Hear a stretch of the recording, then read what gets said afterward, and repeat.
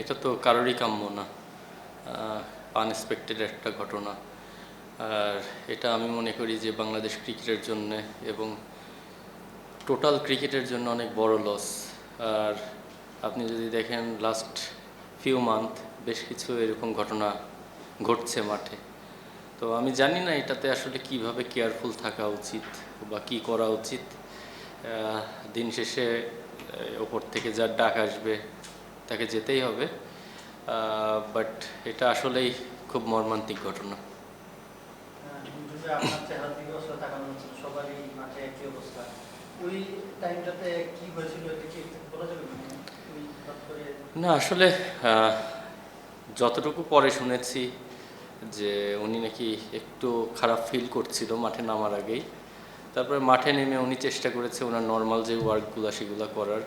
Suddenly নাসিরের সঙ্গে কথা বলতে বলতে উনি আসলে পড়ে যাওয়ার পরে আসলে আমাদের যতটুকু রিসোর্স ছিল, ডাক্তার এসেছে, ফিজিও ছিল, ট্রেনার ছিল, ওনাদের যতটুকু ইয়ে ছিল, কি বলে, যতটুকু করণীয় তারা সর্বোচ্চ চেষ্টা করেছে। আমরাও ছিলাম ওখানে।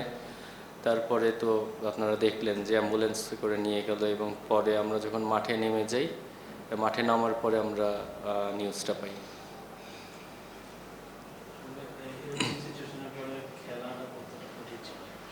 না অবশ্যই এটা difficult.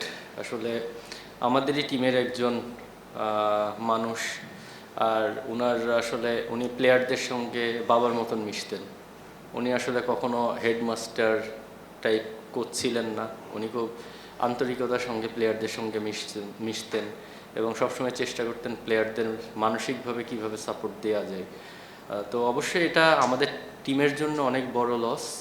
At the same time Bangladesh cricket, ওনার অনেক এক্সপিরিয়েন্স, আপনারা জানেন অনেক বছর ধরে বাংলাদেশ ক্রিকেটকে সার্ভ করছে। তো একজন এক্সপিরিয়েন্স মানুষও চলে গেল আমাদের মাঝখান থেকে। বাট যেটা বললাম, দিন শেষে যেটা আমাদের কারোরই হাতে নেই, কারোরই কন্ট্রোলে নেই। আল্লাহ জিনিস আল্লাহ নিয়ে গেছেন, আমরা শুধু ওনার জন্য দোয়া করতে পারি। বললেন যে এসে শুনছিলেন উনি অসুস্থ, আমরা শুনছি উনি মাঠে আসার পর অসুস্থ।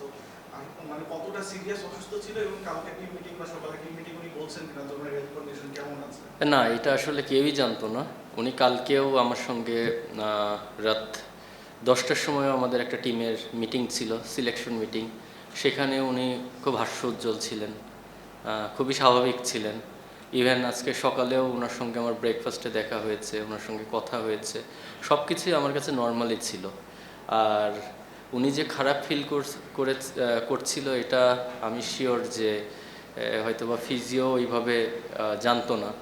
উনি এটা পরে শুনেছি, এটা আগে যদি আমরা জানতাম ডেফিনেটলি আমরা ওনাকে অ্যালাউ করতাম না, ওনাকে রেস্টে থাকতে বলতাম।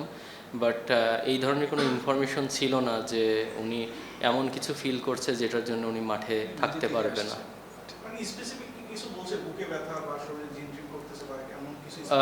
না, এই ধরনের আসলে আমার কাছে এই ধরনের কোনো ইয়ে নেই। জাস্ট ঘটনাটা ঘটার পরে আমি শুনেছি কারো কাছ থেকে হয়তো বা উনি নাকি একটু খারাপ ফিল করছিলেন, বাট ওইরকম মেজর কোনো ইয়ে ছিল না ওনার মধ্যে, রিয়াকশন যেটার কারণে আমরা কোনো একটা ডিসিশন নিতে পারতাম।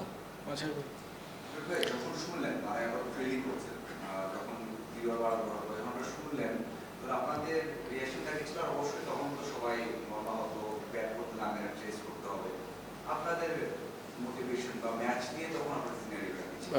না, আমরা আসলে ফিল্ডিং টাইমেই শুনেছি, ব্যাটিং টাইমে না। ফিল্ডিংয়ে যখন ছিলাম তখনই আমাদের কাছে নিউজ এসেছে। মনে হয় খুব সম্ভবত 6-7 নম্বর ওভারে আমাদের কাছে নিউজ এসেছে।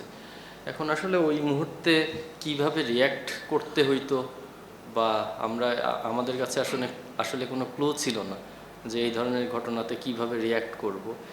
বাট ডেফিনেটলি আমাদের মাঝ থেকে একটা মানুষ চলে গেল যার সাথে আমাদের এত বছরের সম্পর্ক, ক্রিকেটকে এত কিছু দিয়েছে। শোনার পরে ডেফিনেটলি সবাই খুব মর্মাহত ছিল। এবং দিন শেষে যেহেতু আমরা মাঠে নেমে গেছি ভাইয়া, ওখানে তো আমাদের খেলা ফোকাস করা ছাড়া আর কিছুই করার ছিল না।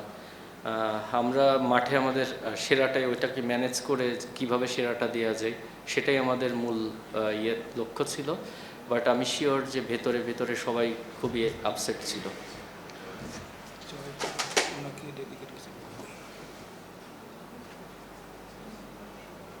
সাবির রহমানকে দেখলাম আজকে আমরা যে 6 নাম্বার ব্যাটিং করতে, তাকে কি পুরো টুর্নামেন্টই ফিনিশার রোলে খেলাতে চান নাকি টপ অর্ডারও দেখা যাবে?